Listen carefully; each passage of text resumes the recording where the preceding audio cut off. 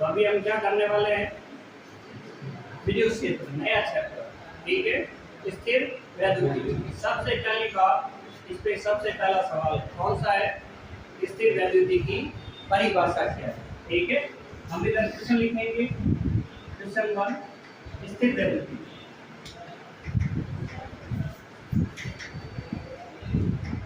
की परिभाषा। परिभाषा बोलनी है, परिभाषा क्या है, विद्युत क्षेत्र भौतिक विज्ञान की वह शाखा जिसमें आवेशों के अध्ययन के बारे में, आवेशों के बारे में अध्ययन किया जाता है। आवेश स्थिर है चाहे गतिशील, गतिशील है तो उसकी शाखा अलग होती है। इसमें नाम क्या आ रहा है, स्थिर आ रहा है, इसलिए इसमें केवल हम स्थिर आवेशों के बारे में अध्ययन करेंगे। भौतिक विज्ञान की वह शाखा जिसमें स्थिर आवेश और उसके कारण उत्पन्न प्रभाव का अध्ययन किया जाता है। गतिशील आवेश के लिए मैटर अलग। डेफिनेशन बोलेगा कोई, बोलो। भौतिक विज्ञान की वह शाखा जिसमें स्थिर आवेश के बारे में अध्ययन किया जाता है, उससे स्थिर आवेश और उसके कारण उत्पन्न प्रभाव का अध्ययन किया जाता है, ठीक है। सिंपल सी बात है, भौतिक विज्ञान की एक शाखा है। विज्ञान बहुत सारी अलग अलग शाखाओं में है, ठीक है, जानते हैं अपन ऑलरेडी। उसमें से एक पार्ट ये भी है स्थिर वैद्युति, उसमें क्या क्या आता है देखते हैं। बात आवेशों की आ रही है तो अगला जो अपने पास क्वेश्चन है वो है आवेश क्या है। आवेश क्या है, या ऐसे बोले आवेश की परिभाषा क्या है, डेफिनेशन ऑफ चार्ज वो क्या है।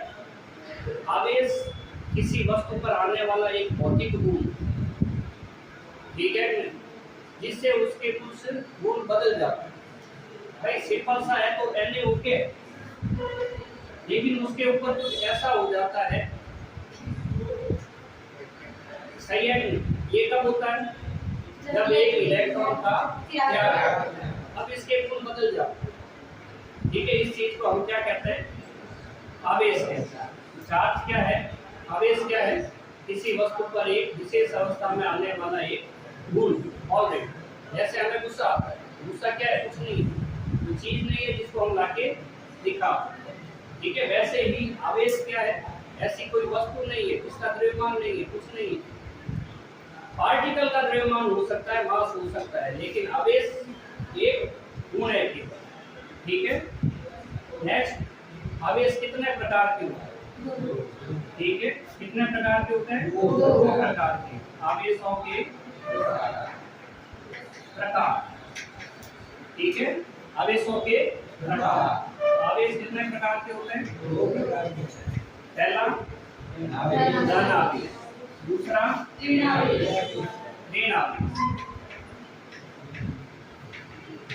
धन आवेश को हम पॉजिटिव से रिप्रेजेंट करते हैं और ऋण आवेश को हम नेगेटिव से रिप्रेजेंट करते हैं। ये होता है कौन से पार्टिकल के ऊपर, प्रोटॉन के ऊपर, ठीक है। प्रोटॉन का मास हो सकता है लेकिन चार्ज का मास नहीं होता। ये किस पे होता है, इलेक्ट्रॉन, ठीक है। इलेक्ट्रॉन का मास हो सकता है, चार्ज का मास नहीं होता। इसकी वैल्यू क्या है, 1.6 × 10⁻⁹ कूलम। इसकी वैल्यू क्या है, 1.6 × 10⁻⁹ कूलम। हम यहाँ पे प्लस लिख सकते हैं, यहाँ पे माइनस लिख सकते हैं, लेकिन जब न्यूमेरिकल वैल्यू लेते हैं तो हम ओनली ई लिखते हैं, ठीक है। और समझ लेते हैं कि ये हम केवल न्यूमेरिकल वैल्यू के लिए बात कर रहे हैं। जैसे न्यूक्लियस है नाभिक, उसका जो ये प्लस है, उसका जो चार्ज होता है उसको हम Ze लिखते हैं। तो Z क्या है, एटॉमिक नंबर। एटॉमिक नंबर का मतलब क्या होता है, परमाणु क्रमांक। परमाणु क्रमांक की डेफिनेशन क्या है, आवर्त सारणी में जो तत्व जितने नंबर पे आता है वही उसका परमाणु क्रमांक है। अब उसका यूज क्या है, जितने नंबर पे आता है, न्यूक्लियस में क्या होंगे, प्रोटॉन है, कितने होंगे, जितने होंगे जिसका उसका एटॉमिक नंबर। एटॉमिक नंबर की परिभाषा ये क्या, जितने प्रोटॉन उपस्थित है उसके नाभिक के अंदर, उसी को हम परमाणु क्रमांक कहते हैं। जैसे सोडियम के अंदर कितने प्रोटॉन है? 11 प्रोटॉन है, उसका एटॉमिक नंबर भी 11। ठीक है। एल्यूमिनियम के कितने हैं? 13 पे। ठीक है, तो उसका जेड भी कितना है? जेड का मतलब एटॉमिक नंबर। तो यहाँ एक सवाल और बनता है, परमाणु क्रमांक। परमाणु क्रमांक जेड की परिभाषा, जेड की परिभाषा सही है। क्या है परिभाषा? सही है। परमाणु के नाभिक के अंदर कितने प्रोटॉन होते हैं, उनकी संख्या को हम परमाणु क्रमांक कहते हैं, और उसको हम किससे प्रदर्शित करते हैं? इसमें कुछ रह गया क्या? सही है ना? क्या चीज? खोज किसने की? तो अगर हम प्रोटॉन की खोज की बात करें तो यानी कि इलेक्ट्रॉन की, यदि हम चार्ज के बारे में पढ़ रहे हैं तो ठीक है, खत्म। अब पॉजिटिव चार्ज दो होते हैं, उनके बीच में बल लगता है, फोर्स, पॉजिटिव और पॉजिटिव। अट्रैक्शन या रिपल्सन, आकर्षण या प्रतिकर्षण। रिपल्सन का मतलब दूर दूर जाना, प्रतिकर्षण का मतलब दूर दूर जाना, दोनों एक ही चीज। क्या नेगेटिव और नेगेटिव के बीच में कौन सा बल लगेगा? इनके बीच में प्रतिकर्षण होगा, ये इधर जाएगा, ये इधर जाएगा, हम कहेंगे प्रतिकर्षण होगा। ठीक है। रिपल्सन, ये इधर जाएगा, ये इधर जाएगा, हम क्या बोलेंगे? प्रतिकर्षण। अगर इनकी बात करें, ये पॉजिटिव एक नेगेटिव, आकर्षित होंगे, ये इधर आएगा, ये इधर आएगा, आकर्षण। आकर्षण का मतलब एक दूसरे के सही है। तो ये जो आवेश है वो कहलाते हैं बीजातीय। अलग अलग जाति के, अलग अलग प्रकार के आवेश, एक पॉजिटिव है, एक नेगेटिव, हम इसको कहेंगे बीजातीय, और ये कहलाएंगे और ये कहलाएंगे सजातीय। डेफिनेशन सेम है। सजातीय आवेश वो होते हैं जो समान प्रकृति के होते हैं, और बीजातीय आवेश वो होते हैं जो अलग अलग प्रकृति के होते हैं। अलग अलग प्रकृति मतलब एक पॉजिटिव एक नेगेटिव। बीजातीय आवेशों में बल कौन सा लगता है? आकर्षण। सजातीय में कौन सा लगता है? चलो बहुत क्लियर। क्वेश्चन नंबर 5 को क्या लिखे? सजातीय व बीजातीय आवेश क्या है? ठीक है कि नहीं? नेक्स्ट क्या करें हम करते हैं विद्युत से। क्या करते हैं? से कोई भी आवेश होता है, हम देख रहे हैं कि एक धनावेश है, दूसरा कोई धनावेश या ऋण आवेश आ जाता है, उसको या तो आकर्षित करेगा या फिर आकर्षित करेगा। तो कैसे आवेश होंगे? अलग अलग। नाम बोलो। पॉजिटिव और नेगेटिव। नाम बोलो। बीजातीय। और रिपल्सन करेंगे तो सजातीय आवेश होंगे, एक जैसे होंगे। सही है। पर क्या डिस्टेंस से कोई मतलब नहीं है ना?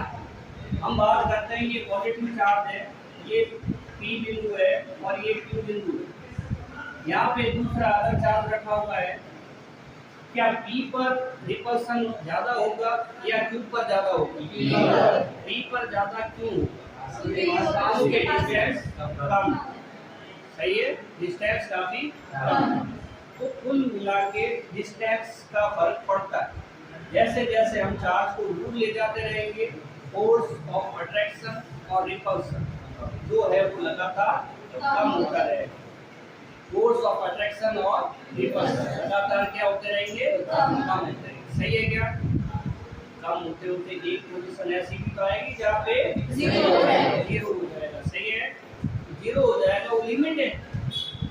तो वो लिमिट हम यहाँ पे बनाते हैं। इस चार्ज के चारों तरफ कुछ न कुछ एरिया या कुछ न कुछ वॉल्यूम या स्पेस ऐसा कुछ होगा जिसके अंदर फोर्स लगेगा और उसके बाद फोर्स नहीं लगेगा। तो तो हम बता रहे हैं यहाँ पे सबसे ज्यादा फोर्स होता है, यहाँ पे उससे कम, उससे कम, उससे कम, उससे कम, कम होते होते यहाँ पे मान लो 0 हो गया। इधर जाए तो यहाँ पे 0 हो जाए, इधर जाए तो इधर 0 हो जाए। तो इसके चारों तरफ एक ऐसा ऐसा गोला बन जाएगा, स्फीयर बन जाएगा। ये सर्कल नहीं है, स्फीयर गोला। सही है क्या? तो ये गोला है, तो इस गोले में यहाँ पे फोर्स ज्यादा होगा, ज्यादा होगा, ज्यादा होगा। इस जगह F इक्वल टू क्या होगी? 0। इस जगह F इक्वल टू क्या होगी? 0। इस जगह F इक्वल टू क्या होगी? 0। स्फीयर के गोले के सभी बिंदुओं पर बल का मान 0। तो बोलो इस पॉइंट पे क्या होगा? F इक्वल टू 0 या not equal to 0? 0 equal to 0। और अंदर क्या होगा? Not equal to 0। F is not equal to 0। जहाँ F is not equal to 0 है उसको हम विद्युत क्षेत्र कहते हैं, इलेक्ट्रिक फील्ड है। उसको हम क्या कहते हैं? इलेक्ट्रिक फील्ड कहते हैं। यहाँ पे ये जो आपको गोले के अंदर अंदर दिख रहा है वो सारा विद्युत क्षेत्र। इसके अंदर कोई चार्ज अगर आएगा तो उसको ये चार्ज अट्रैक्ट करेगा या रिपेल करेगा, आकर्षित करेगा या करेगा। और बाहर होगा तो कोई बल नहीं लगेगा। सही है ना? डिस्टेंस का फर्क पड़ता है। हम बाद में देखेंगे कूलॉम का नियम है, इसमें F के समानुपाती r स्क्वायर आपने पढ़ा हुआ है, K(Q1 Q2) अपॉन r। सही है क्या? तो ये जो बल होता है वो डिपेंड करता है r पे। सही है? R अगर बढ़ता जाएगा तो फोर्स कंटिन्यूअसली और बहुत तेजी से कम होगा। स्क्वायर है, तेजी से कम। क्यूब होता तो और तेजी से कम होगा। सही है ना? ये चीज ठीक है। तो ये विद्युत क्षेत्र। तो हम एक सवाल और लिखते हैं, बोलो क्या लिखें? विद्युत क्षेत्र की परिभाषा। अगला सवाल हम करेंगे विद्युत क्षेत्र की तीव्रता। और तीव्रता करने के लिए हमें जरूरत पड़ेगी परीक्षण आवेश की परिभाषा। सही है क्या? हम इसके लिए पहला काम करते हैं, परीक्षण आवेश क्या होता है उसको देखते हैं। टेस्ट चार्ज, सारी चीजें इंपॉर्टेंट है और हर एक चीज हमें आनी चाहिए। सही है ना? तो चलो देखिए, ये हमारे पास एक कोई वस्तु है, कोई बॉडी है, और यहाँ से हमने कुछ ऐसा किया कि इससे केवल एक इलेक्ट्रॉन निकले। किसी भी चीज पर, वस्तु पर आवेश कैसे आता है? किसी भी वस्तु पर आवेश कैसे आता है? इलेक्ट्रॉन के ट्रांसफर से ही आता है। पॉजिटिव चार्ज जो प्रोटॉन होते हैं उनका ट्रांसफर नहीं होता है, केवल और केवल इलेक्ट्रॉन के ट्रांसफर से। सही है क्या? इलेक्ट्रॉन निकलेंगे तो कौन सा चार्ज आएगा? और इलेक्ट्रॉन आएंगे तो कौन सा चार्ज आएगा? हम यहाँ पे पॉजिटिव चार्ज देना चाहते हैं, तो बोलो इलेक्ट्रॉन निकालें, एमिट होना चाहिए या एब्जॉर्ब होना चाहिए? निकालना चाहिए।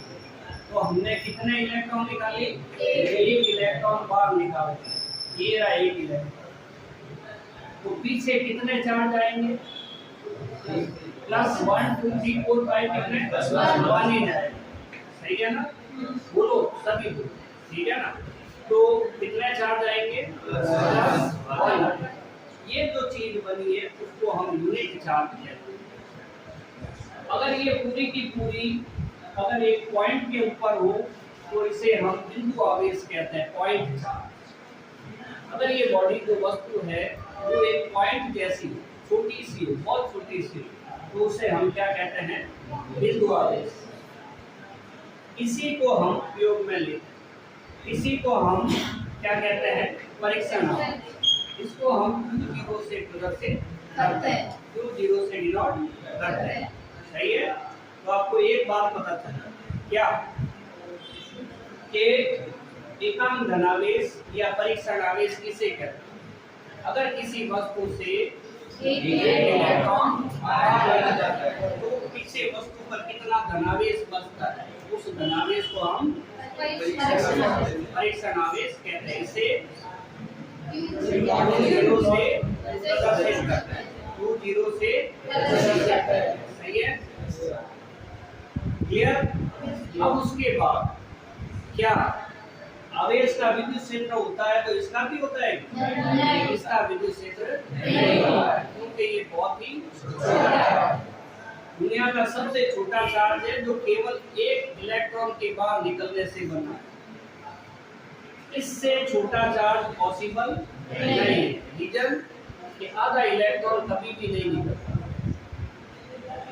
एक से कम इलेक्ट्रॉन निकालना संभव नहीं है किसी भी बॉडी से। इलेक्ट्रॉन को तोड़ना संभव नहीं है कि हम आधा इलेक्ट्रॉन निकालें। इसलिए इसको हम परीक्षण आवेश कहते हैं, इसको एकांक धनावेश कहते हैं। इसका विद्युत क्षेत्र शून्य होता है। अगर इसके पास दूसरा कोई आवेश रखा जाए तो ये उस आवेश को आकर्षित करेगा क्या? नहीं करेगा। प्रतिकर्षित करेगा क्या? नहीं करेगा। कारण तो हम यहाँ पे 0 रेडियस का हम विद्युत क्षेत्र बना सकते हैं। अब 0 रेडियस का विद्युत क्षेत्र का मतलब कुछ भी नहीं। ठीक है, तो एकांक धनावेश के बारे में पता चला।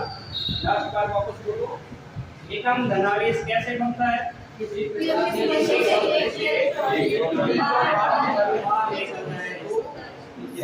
वस्तु पर बचा धनावेश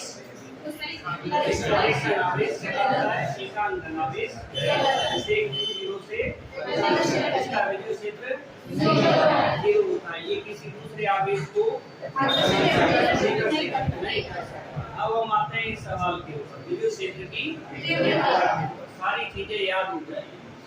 और अभी कैसे, ठीक है कि नहीं? तो ये हमारे पास मान लो एक बी पॉइंट है जो विद्युत क्षेत्र के अंदर है। हम कर रहे हैं विद्युत क्षेत्र की तीव्रता किसे कहते हैं। तो ये जो बी पॉइंट है, इसके ऊपर अगर डैश चार्ज Q0 रख दिया जाए, Q0 रख दिया जाए, तो क्या इसके ऊपर बल लगेगा?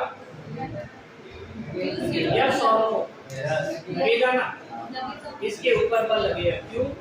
ये विद्युत क्षेत्र के अंदर है। क्या ये इसके ऊपर बल लगाएगा? नहीं लगाएगा। इससे मान लेते हैं हम Q और इसे मान लेते हैं Q0। ठीक है, दोनों के बीच की डिस्टेंस R मान लेंगे, ये R। तो इसके ऊपर बल लगेगा। बल कितना लगेगा उसकी एक डेफिनेशन, जितना बल लगेगा उसी को विद्युत क्षेत्र की तीव्रता कहते हैं। वापस हम विद्युत क्षेत्र के अंदर बिंदु P लेते हैं।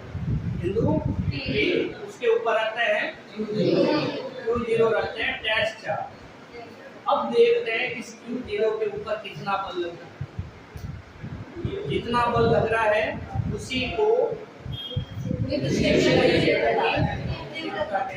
सही है, उसी को विद्युत क्षेत्र की तीव्रता है। तो हम यहाँ से एक डेफिनेशन निकालते हैं कि विद्युत क्षेत्र में किसी बिंदु P पर रखे एकांक धनावेश पर लगने वाले बल को उस बिंदु पर विद्युत क्षेत्र की वापस किसी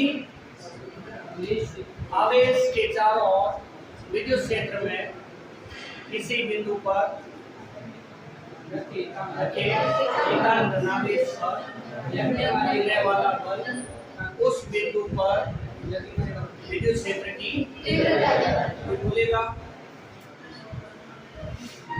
किसी विद्युत क्षेत्र में बिंदु पर रखे एकांक धनावेश पर लगने वाला बल विद्युत क्षेत्र की तीव्रता कहलाता है। किसी विद्युत क्षेत्र में किसी बिंदु पर रखे एकांक धनावेश पर लगने वाले बल का मान उस बिंदु पर लगने वाले विद्युत क्षेत्र की तीव्रता कहलाती है।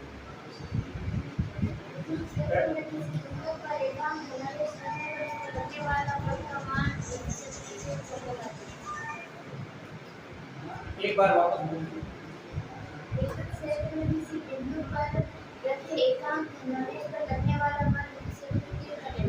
उस बिंदु पर विद्युत क्षेत्र की सही है। तो अभी थोड़ा और इसको इसको हम ई से प्रदर्शित करते हैं। इससे यह एक अभी नेक्स्ट टाइम बोलोगे ना ये सारा भी उसमें बोलना होगा, ठीक है। तो ई से क्या करते हैं, ये एक सदिश राशि, सही है। विद्युत क्षेत्र में एकांक धनावेश पर लगने वाला बल विद्युत क्षेत्र की तीव्रता कहलाता है, एक, ठीक है। तो एकांक धनावेश पर तो फॉर्मूला ये बन जाएगा, इसको हिंदी में लिखें तो हम लिखेंगे तीव्रता बराबर बल बटा आवेश। आवेश, सही है क्या। नीचे बच्चों को बुला रहे हैं क्या अपना बच्चों दोनों क्या जो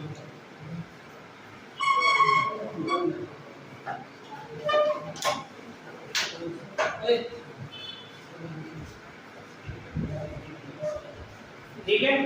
तो ये हो गया हमारे पास ये चीज। अभी यहाँ ये वेक्टर है तो ये मात्रक बोलो इसका न्यूटन बटा हिंदी में भी लिख सकते हैं, ये हम लिखते हैं न्यूटन पर कूलम, आवेश का मात्रक है और जो न्यूटन है एफ का फॉर्मूला याद है। हम वेक्टर में नहीं लिखते, एक बार ऐसे लिख देते हैं एफ अपॉन क्यू, ठीक है, ऐसे लिख देते हैं। हम इसका वेक्टर फॉर्म में भी लिखेंगे, इसको अभी ऐसे ही लिखते, बोलो किताब एफ बराबर q1 की जगह q लिख देंगे, q2 की जगह q0 लिख देंगे, सही है। और अपॉन में q0 से q0 क्या बनेगा, सही है, aq अपॉन ये विद्युत क्षेत्र की तीव्रता हो जाएगी इस पॉइंट के ऊपर, सही है ना। तो इससे पहले हम इसको वेक्टर फॉर्म में लिखते हैं। देखो इधर ये हमारे पास वेक्टर है ई, ये भी वेक्टर ये लिखा हुआ, ये वेक्टर फॉर्म में कोई प्रॉब्लम नहीं, ये भी कर सकते, ठीक है। एफ की वैल्यू बोलो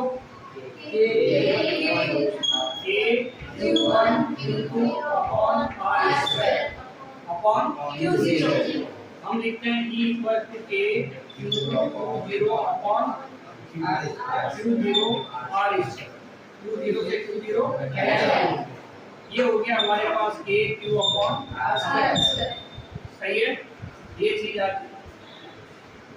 तो ये इस बिंदु पर विद्युत क्षेत्र की तीव्रता का क्या हो गया फॉर्मूला। यहाँ से हम एक सवाल भी बना सकते हैं, किसी विद्युत क्षेत्र में किसी बिंदु पर विद्युत क्षेत्र की तीव्रता का सूत्र निकालो, सही है। Let it be due two point charge, question 9, बिंदु आवेश के कारण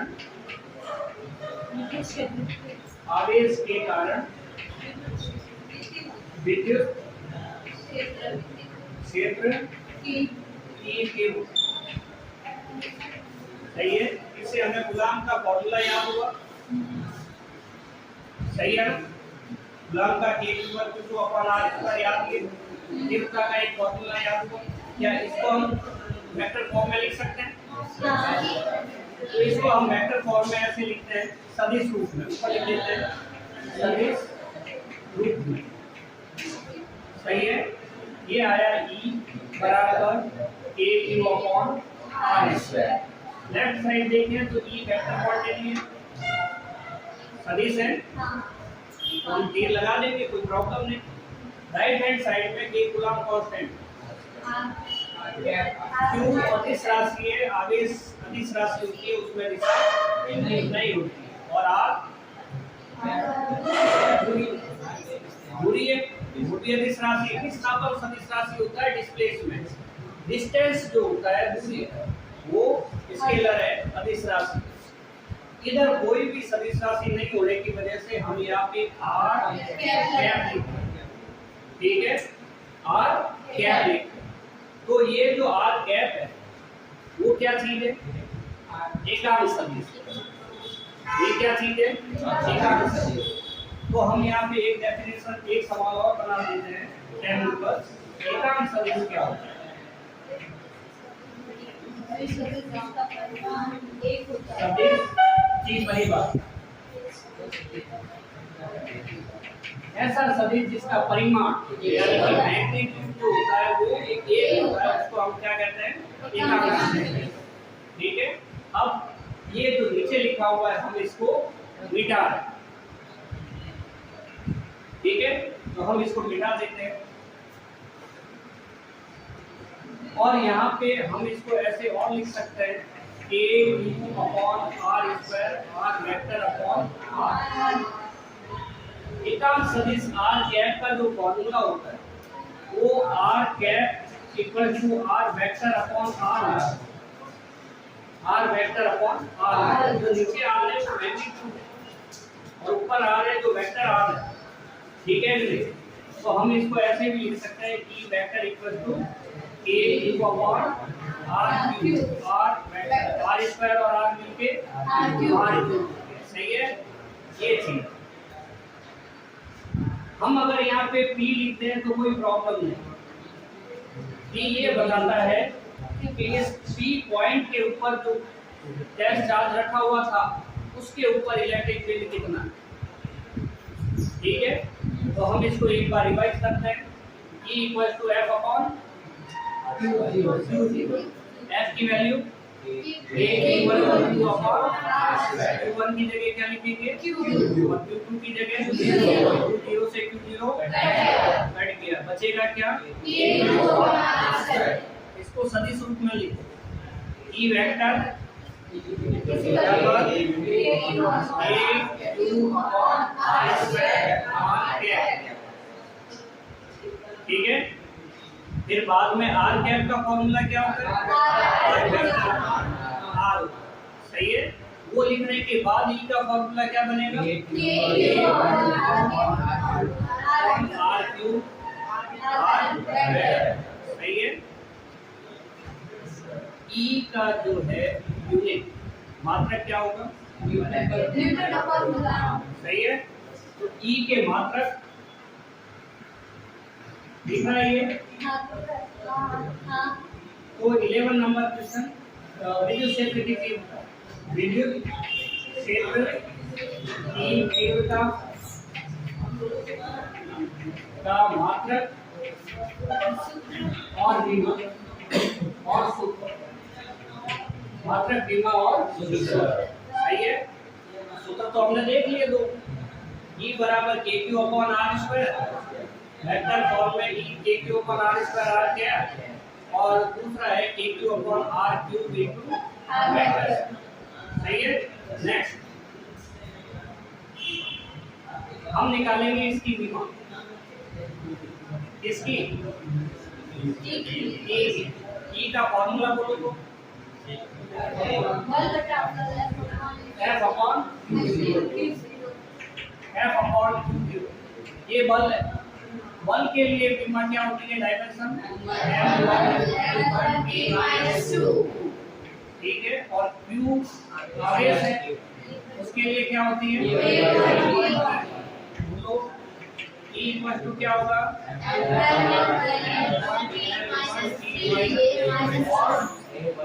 A1 तो जो M1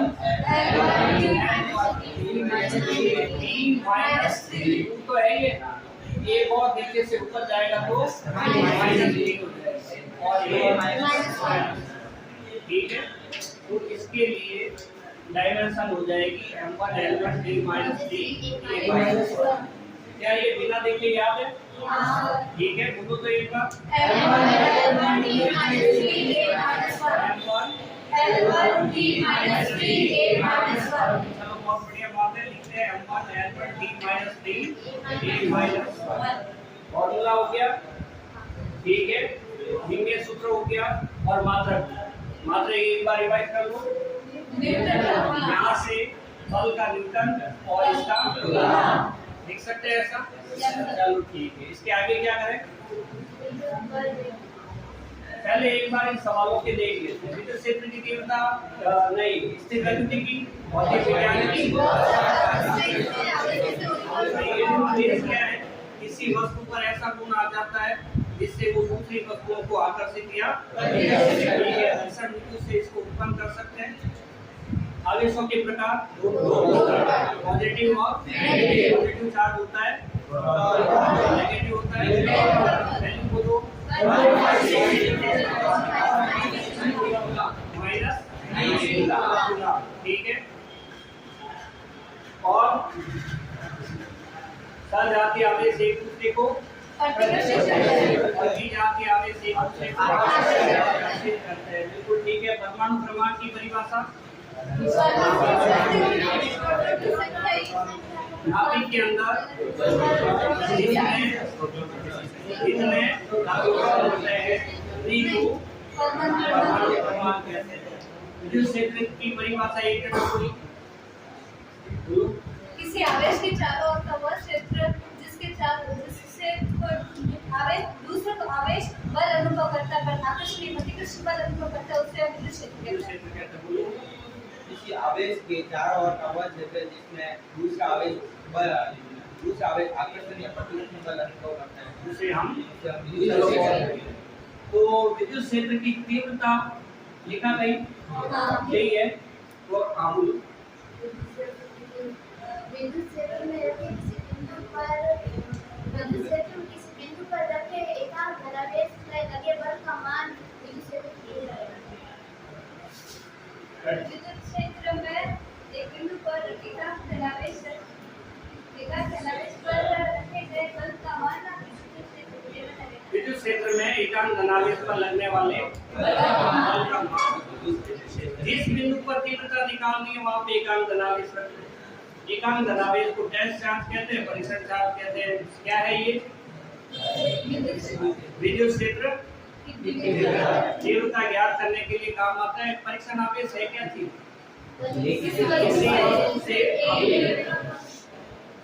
किसी वस्तु से एक इलेक्ट्रॉन बाहर निकालने पर पीछे जो शेष धनावेश बचता है परीक्षण आवेश कहते हैं। बिल्कुल ठीक है। और ये हमेशा पॉजिटिव होता है। बिल्कुल ठीक है। और इसका खुद का कोई इलेक्ट्रिक फील्ड नहीं होता है। इलेक्ट्रिक फील्ड नहीं होता। बहुत बढ़िया, ठीक है। इसका खुद का कोई इलेक्ट्रिक फील्ड नहीं होता है। ये हमेशा धनावेश होता है। एक इलेक्ट्रॉन बाहर आने पर बढ़ता है, प्रदर्शित करता है Q0। बहुत बढ़िया है।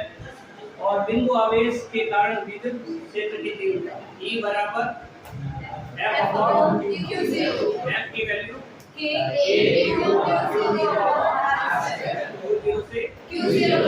और ये सदिश रूप में ठीक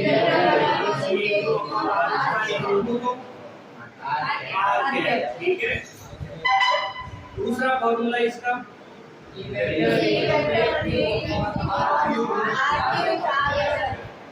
E vector equal to K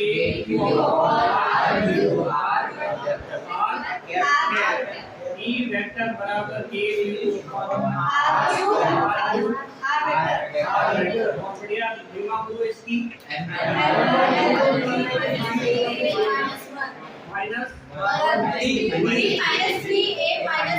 minus बहुत बढ़िया बात है। दिमाग याद हो गई। यानी कि ये हो गया एकांक सदिश की परिभाषा। क्या एक होता है? बहुत बढ़िया। बिंदु आवेश हो गए सारे, ठीक है। अब क्या करें? हम करते हैं क्वांटीकरण का सिद्धांत, ठीक है। क्वांटीकरण का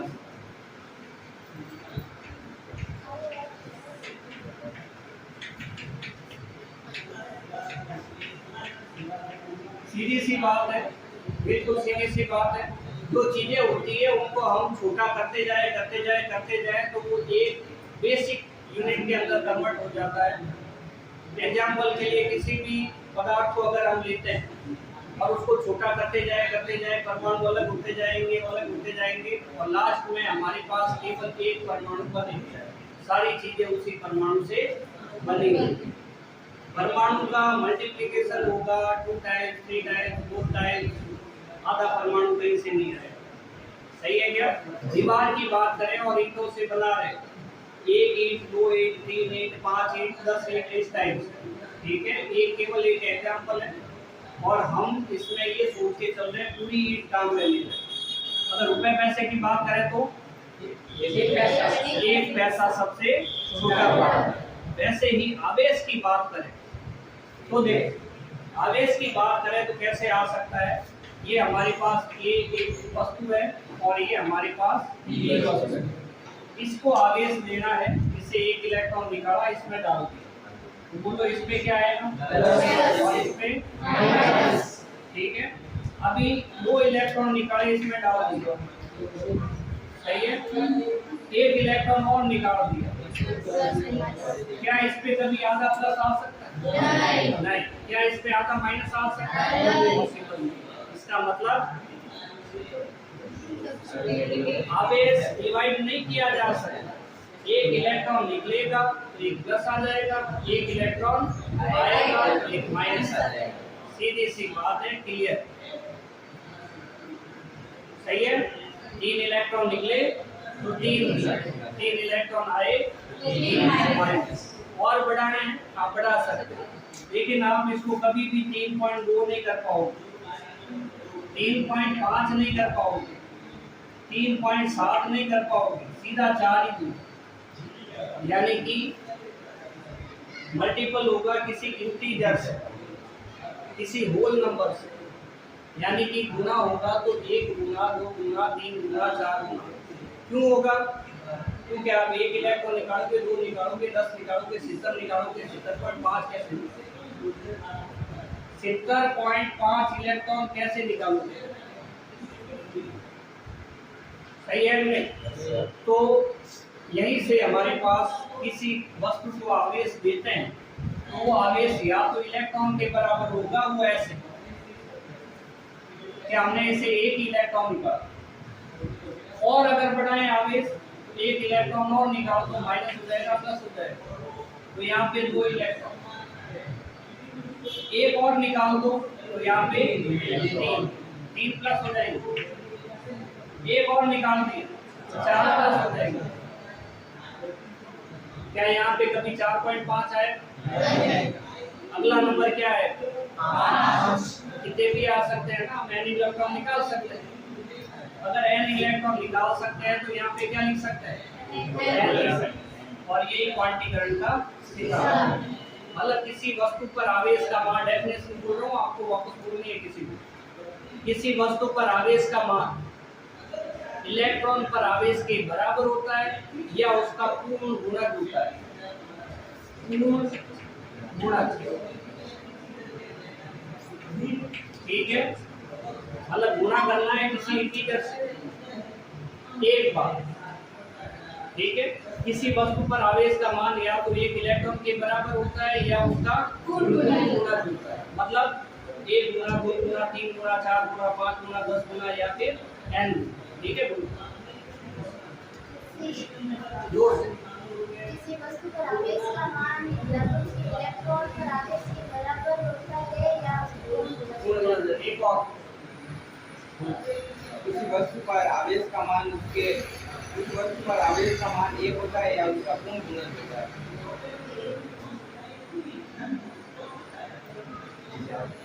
जोर से। आवेश का मान उसके इलेक्ट्रॉन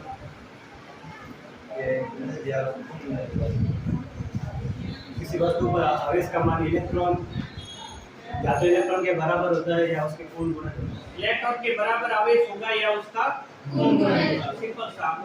यदि किसी वस्तु पर आवेश का मान इलेक्ट्रॉन के आवेश के बराबर या उसका पूर्ण गुणक होता है। चलो बहुत बढ़िया बात है। n की वैल्यू कितनी है?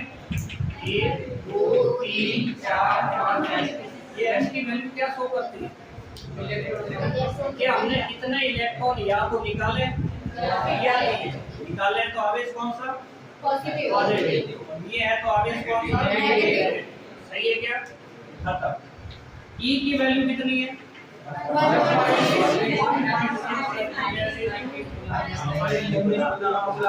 ये सही है क्या? चलो ठीक।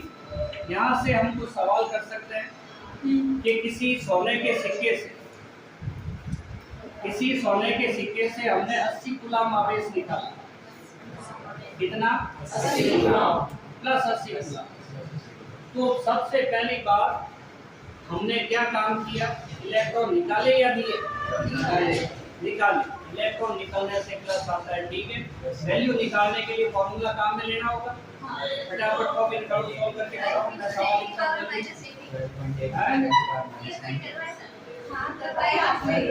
तो अब क्या करें? क्या लिखें? किसी सिक्के से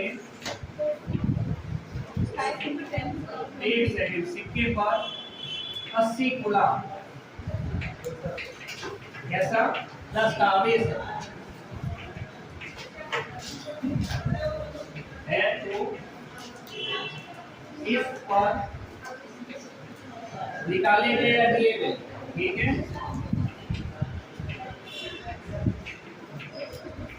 या दिए गए आवेशों की संख्या, आवेशों पर क्या है? इलेक्ट्रॉन की संख्या ज्ञात करो। बोलो।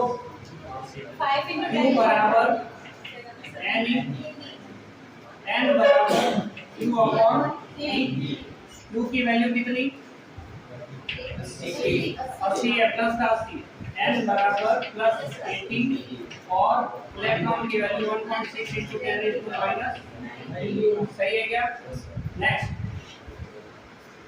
n बराबर 80 तो है ही है, नीचे ये पॉइंट हटा तो ऊपर कितने आ गए?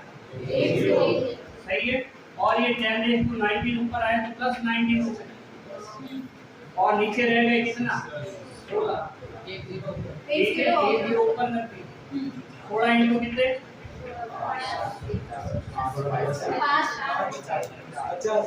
50 इंटू 10⁻⁹ बराबर हो गया 10 की घात 20 इलेक्ट्रॉन। ठीक है, ये नंबर ऑफ इलेक्ट्रॉन है, इसलिए हम यहाँ इलेक्ट्रॉन लिख देंगे कि अगर किसी बॉडी से इतने इलेक्ट्रॉन निकाल लिए जाए तो प्लस 80 गुलाम आवेश आ जाएगा और इतने इलेक्ट्रॉन दे दिए जाए माइनस 80 गुलाम आवेश आ जाएगा। सही है क्या? ठीक।